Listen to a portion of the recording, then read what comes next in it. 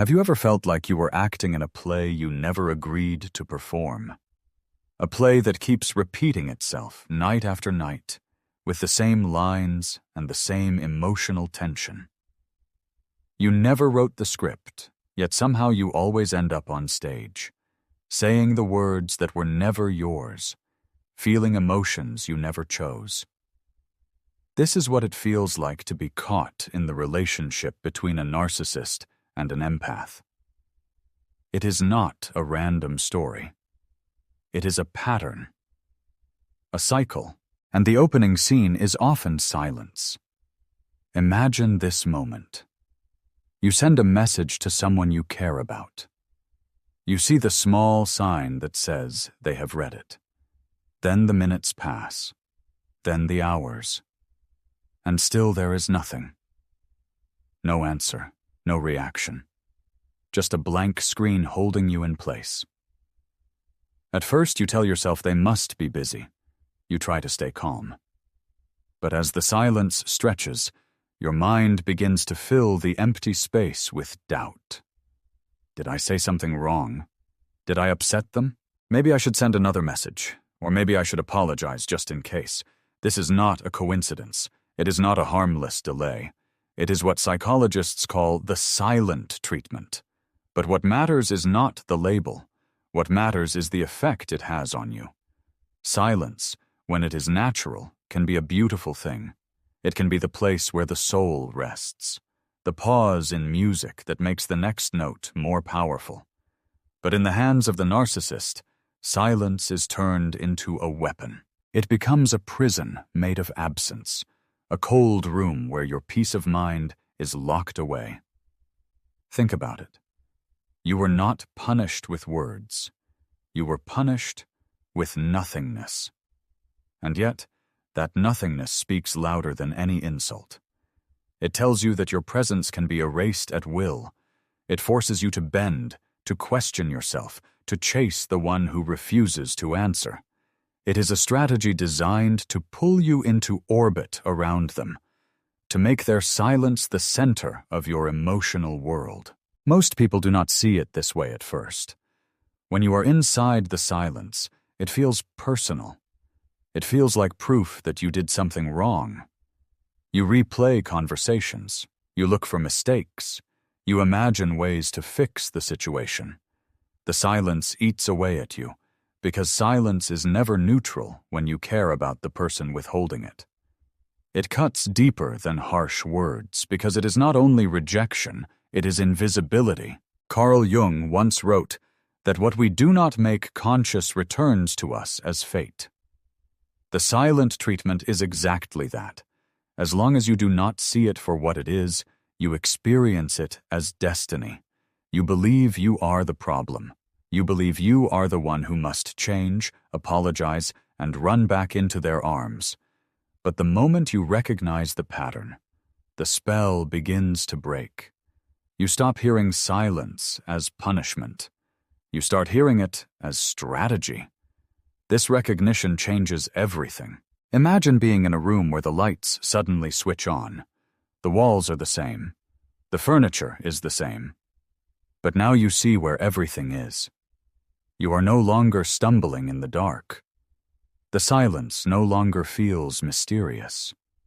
It becomes predictable. You know that the moment you stop reacting with panic, the silence loses its power. The narcissist wants you to believe that the silence means you are unworthy. But the truth is the opposite. Their silence is not about you at all. It is about control. It is about reminding themselves that they can pull the strings whenever they want. By staying quiet, they make you speak louder. By ignoring you, they make you chase them harder. By withdrawing their voice, they amplify yours until you can no longer hear your own calm. Think of it like a game of tug-of-war. When they drop their end of the rope, you fall backward, confused. You are left holding the weight of the rope alone. But the moment you let go as well, the game ends. There is no pull without resistance. The silence has no grip when you refuse to be hooked by it. This is why the silent treatment is one of the first tests of awareness. It is a mirror of how much power you give away. At first, you bend yourself into knots, searching for ways to end the quiet. But when you learn to stand still, when you allow the silence to simply be silence, you take back your authority. You realize you do not need to chase. You do not need to explain. You do not need to break yourself just to make someone else speak.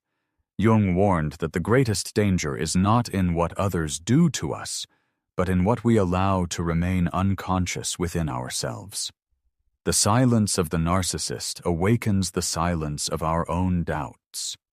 It forces us to face the part of ourselves that believes we must earn love, that our worth depends on constant reassurance. By making this shadow conscious, you free yourself. So the next time you find yourself staring at the glowing screen of a read message with no reply, remember this: it is not about your value. It is about their strategy. Silence, in its pure form, is peace. But silence used as punishment is control. And once you learn to tell the difference, the walls of that invisible prison begin to crumble. You are no longer trapped in the opening act of their play. You have stepped off the stage, and you are free to write your own lines. If silence is the opening act of the narcissist's play, then gaslighting is the second. It is the scene where words themselves are twisted, where reality bends under pressure, until you are no longer sure what you see, hear, or remember. Picture a simple situation. You are driving with them, and you clearly remember stopping at a red light. But later, when you bring it up, they insist the light was green. They insist you are mistaken. They insist you always exaggerate. You pause. It was red, wasn't it? You replay the image in your mind, but their confidence makes you hesitate. Maybe you were wrong. Maybe your memory is not reliable. This is how gaslighting works. It is not about changing the fact of the traffic light.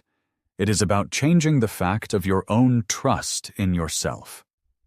One argument seems small, almost silly, but repeated over time, it creates a crack in the foundation of your inner world. You begin to second-guess not only what you saw, but who you are. Gaslighting is a strategy of distortion. It is like watching a magician on stage. They distract you with one hand, while the other hand moves the coin. You look, you see, and yet you doubt your eyes. The narcissist does the same with reality. They plant just enough certainty in their voice, just enough disdain in their tone, that you start to believe their version over your own. The cruelty of gaslighting lies in its subtlety. It rarely begins with something dramatic. It begins with small denials. I never said that. You're remembering it wrong. You always make things bigger than they are. Each phrase by itself seems ordinary, but together they form a pattern.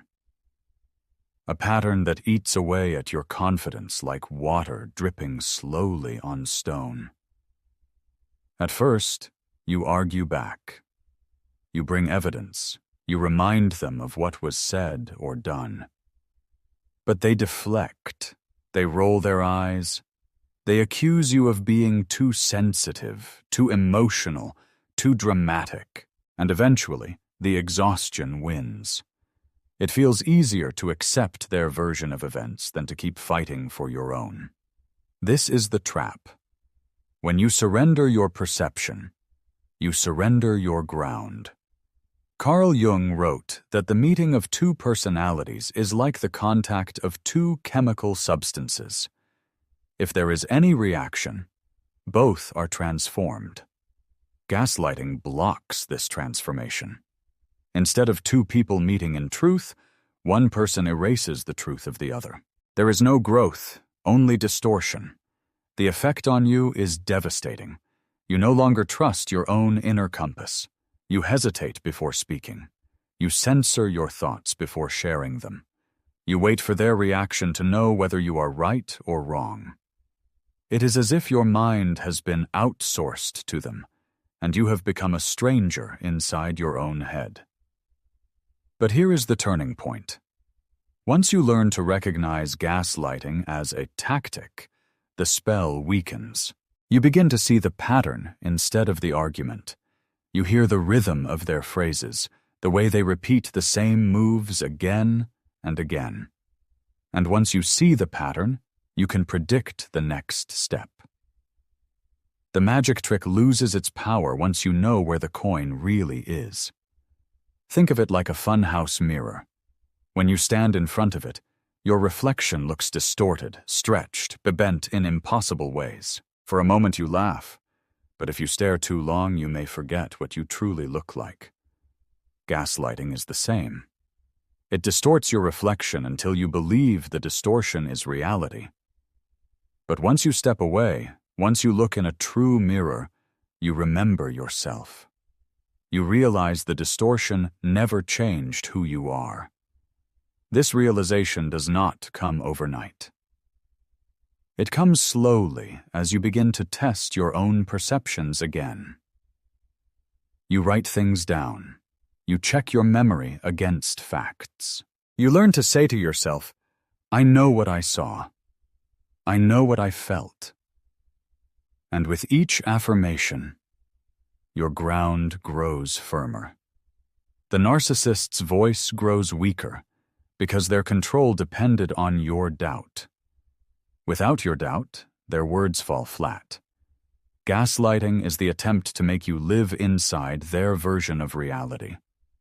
But Jung would remind you that the task of the psyche is individuation, becoming whole within yourself. That means reclaiming your reality, piece by piece, until you stand in it with confidence.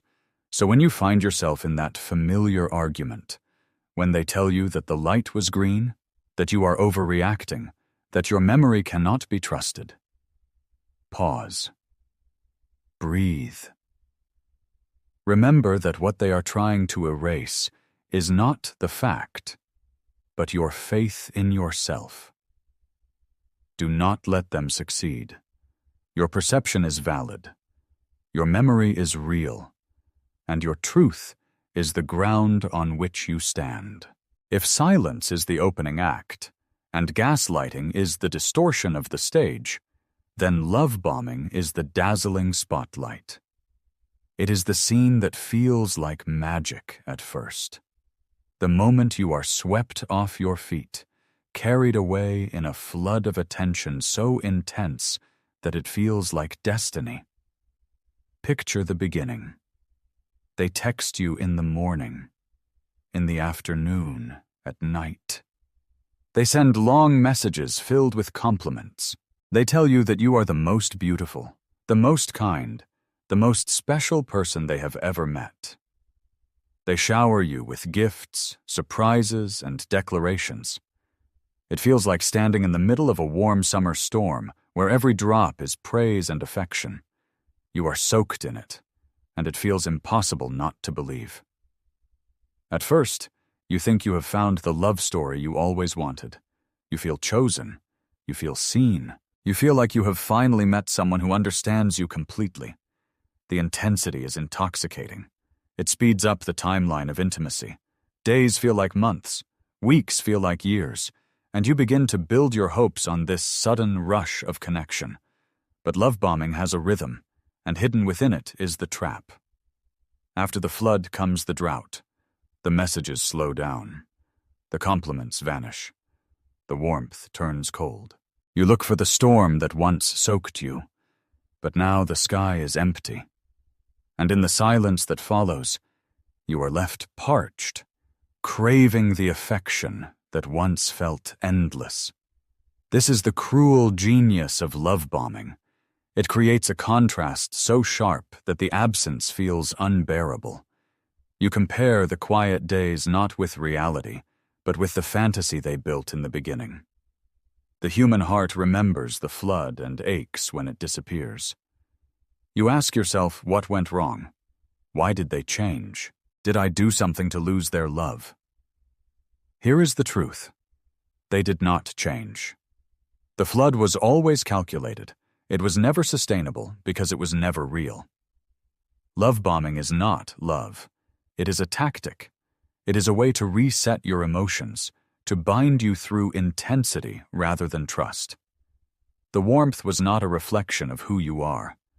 It was bait, carefully placed, to make sure you would stay when the warmth turned into ice. Carl Jung once wrote that what we resist not only persists, but grows. Love bombing exploits that truth. When the attention vanishes, you resist the emptiness so strongly that you chase after the person who created it. You cling to the memory of the storm, hoping it will return. And in that clinging, you hand them the power. Think of it like a roller coaster. The first climb is thrilling, the first drop exhilarating. Your heart races, your breath shortens. But after the ride ends, standing on solid ground feels flat, almost boring. You crave the rush again. The narcissist knows this. They build the ride high on purpose so that the ordinary feels unbearable afterward. And once you are hooked on the highs and lows, they can control you with the switch of a lever. The tragedy is that many empaths mistake this cycle for passion. They believe that the intensity proves the depth of love. They believe that the fireworks at the beginning mean the bond is special, fated, extraordinary. But real love is not a storm. Real love is not a roller coaster. Real love is steady, patient, consistent. Real love does not burn you out. It nourishes you. Once you begin to see this pattern, the illusion cracks. You remember that the storm was designed. You remember that the drought was inevitable. You stop asking what you did wrong and start asking why they needed to play this game in the first place. The answer is always the same: control. The roller coaster keeps you too dizzy to walk away. The storm makes you believe that only they can bring the rain. But here is the awakening. You realize that you can live without the storm. You can find warmth that does not vanish. You can step off the roller coaster and feel the ground again. At first, that ground may feel dull compared to the highs and lows. But with time, you begin to appreciate its stability. You begin to see that safety can feel like aliveness, that peace can feel like joy. Jung would say that the task of the soul is to learn to tell the difference between illusion and truth. Love bombing is the illusion. It is the painted mask of affection. It dazzles you, blinds you, and then leaves you empty. But once you remove the mask, you discover that love does not need explosions to be real. Love needs presence. Love needs truth. Love needs time. So the next time you find yourself in the flood of praise, in the storm of sudden affection, pause. Ask yourself, is this sustainable, or is it a show? Real love does not rush. Real love does not overwhelm. Real love builds slowly, like a steady fire that keeps you warm night after night. And when you choose that fire over the storm, you choose yourself. If silence is the opening act, gaslighting the distortion of truth, and love bombing the dazzling storm, then guilt is the chain that keeps you tied to the stage. This act is quieter, less dramatic, but in many ways more enduring. It is not about making you doubt your memory or overwhelming you with affection. It is about making you feel indebted, as if every step you take must repay a debt you never agreed to owe. Picture a conversation with someone close to you. They say, "After all I've done for you, this is how you treat me." The words land heavy, like a weight placed on your shoulders. You feel the pressure to defend yourself, to justify, to repay. Or they say, "I sacrificed everything for you." The statement sounds noble, but beneath it lies a command. You owe me.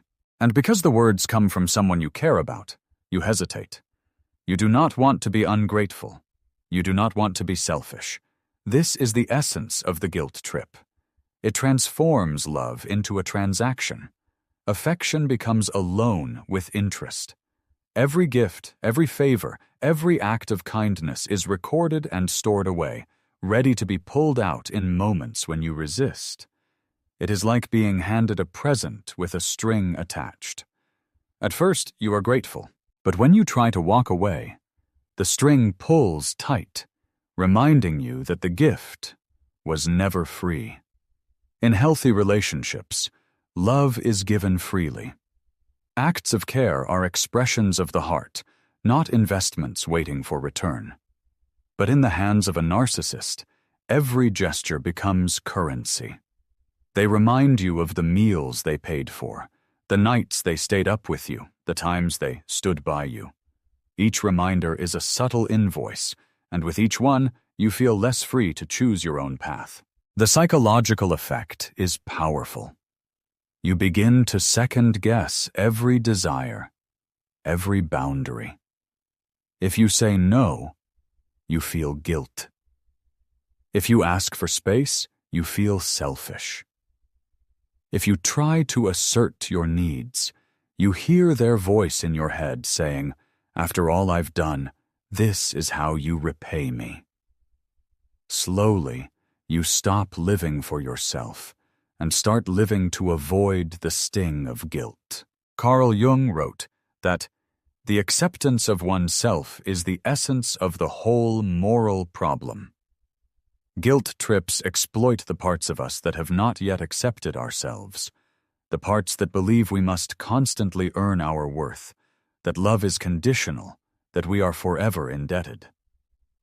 The narcissist finds that wound and presses it like a button, over and over, until we mistake manipulation for morality. Think of guilt like a leash. You may not feel it all the time, but the moment you try to step out of line, it tightens. You pull away, and the pressure increases. Eventually, you learn not to pull at all. You stay close, not because you want to, but because the leash makes leaving painful. This is how guilt traps you. It makes you confuse control with care. But here is the shift.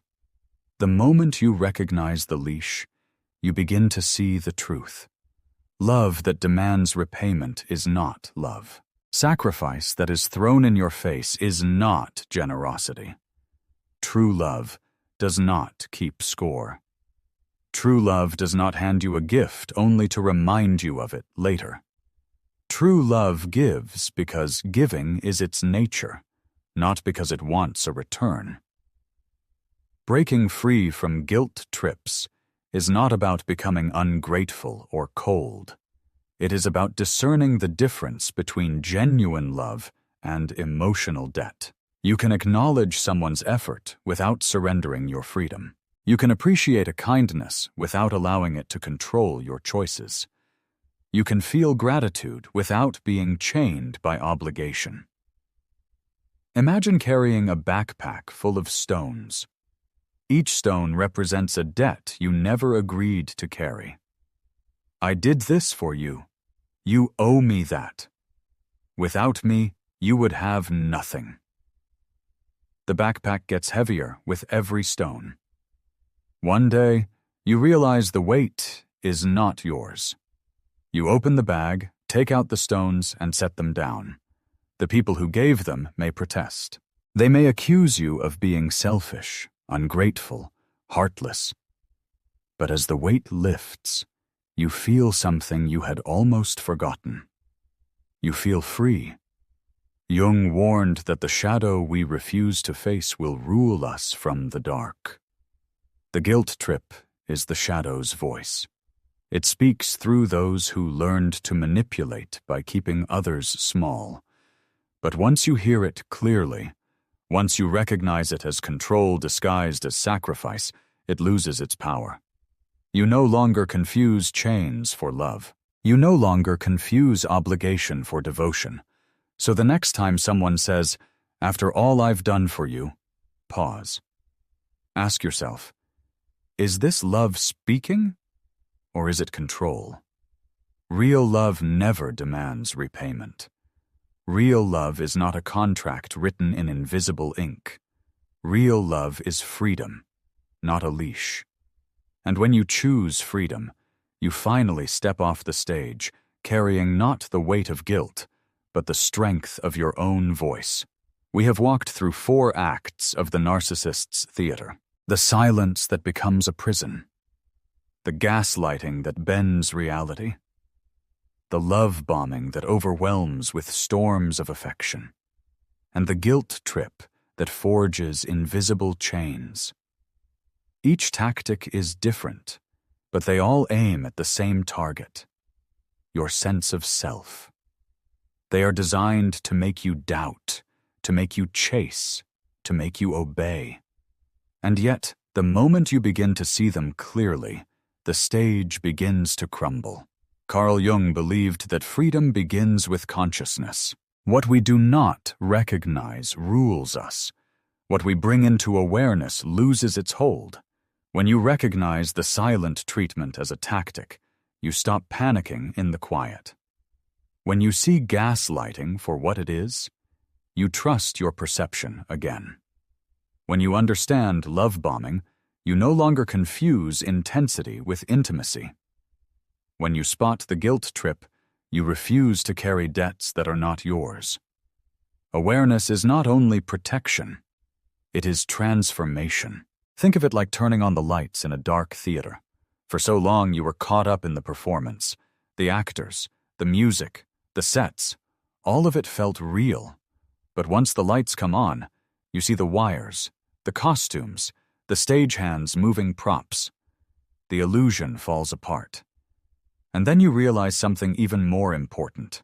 You were never just an audience member. You were always the writer of your own story.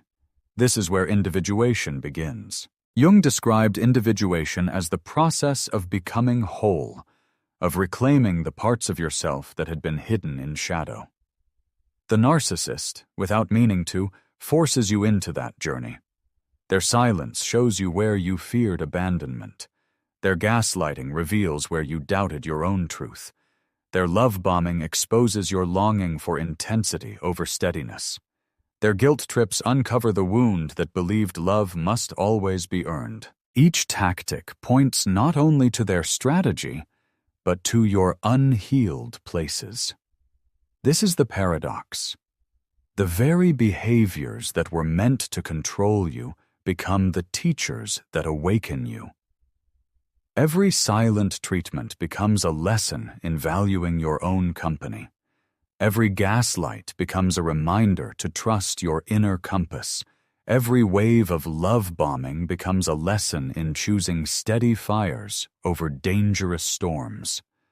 Every guilt trip becomes a practice in laying down burdens that were never yours to carry. In this way, the narcissist's tactics become mirrors, reflecting both your wounds and your resilience.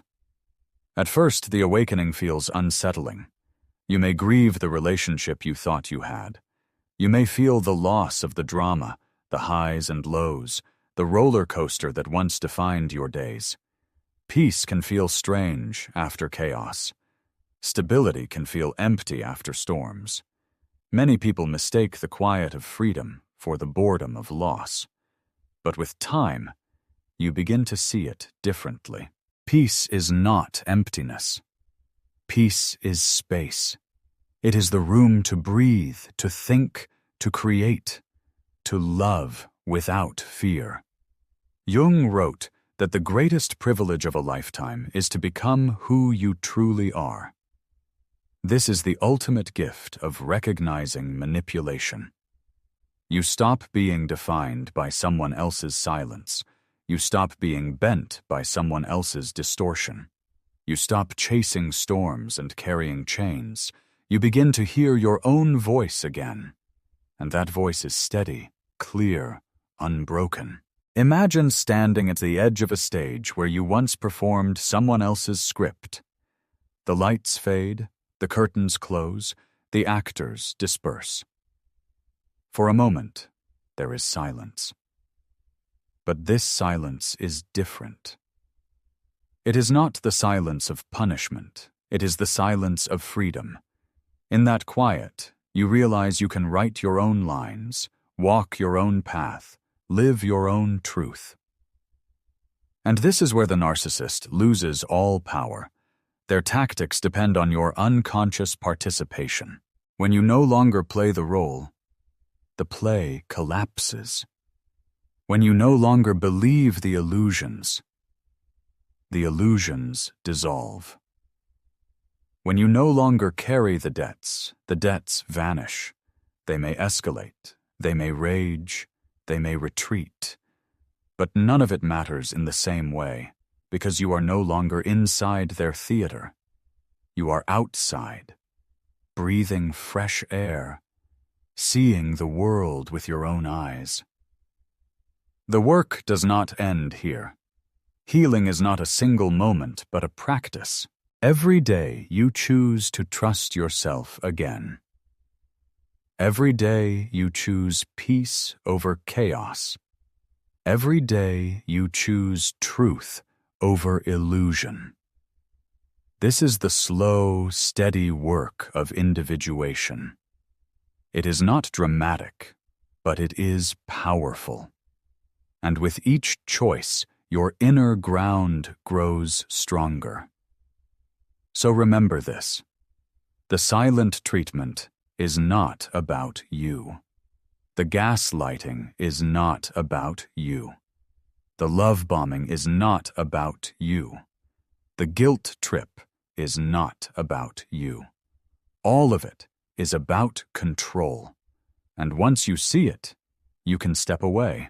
You can build boundaries rooted in your values. You can find connections that do not demand your self-abandonment. You can live in relationships where love is given freely, where silence is peace, where truth is shared, where gratitude flows without chains. That is the true liberation Jung spoke of. Not the fantasy of fixing the narcissist, not the illusion of winning their approval, but the quiet, steady power of becoming whole, of saying to yourself, I am enough as I am. I trust my truth. I choose peace. That is the end of their play, and that is the beginning of yours. You have seen how silence can be turned into a prison, how words can be twisted into illusions, how affection can arrive like a storm only to vanish, and how guilt can be forged into invisible chains. But you have also seen how each of these tactics loses its power the moment you recognize them. Awareness is the key that unlocks the door. Jung once said that we do not become enlightened by imagining figures of light, but by making the darkness conscious. That is what you have done here. You have looked into the shadows of manipulation, and instead of being consumed by them, you have named them. And in naming them, you have taken back your power. So pause for a moment and ask yourself, which of these tactics have you lived through? Which one did you finally recognize? If you have seen the pattern and stepped off the stage, you already know the taste of freedom. Share it, speak it, because every time you name the game, you weaken it. Your silence is no longer a punishment. Your truth is no longer negotiable. Your love is no longer for sale. And your worth is no longer defined by anyone else's script. You are the writer now. You are the one holding the pen, and the next chapter belongs to you.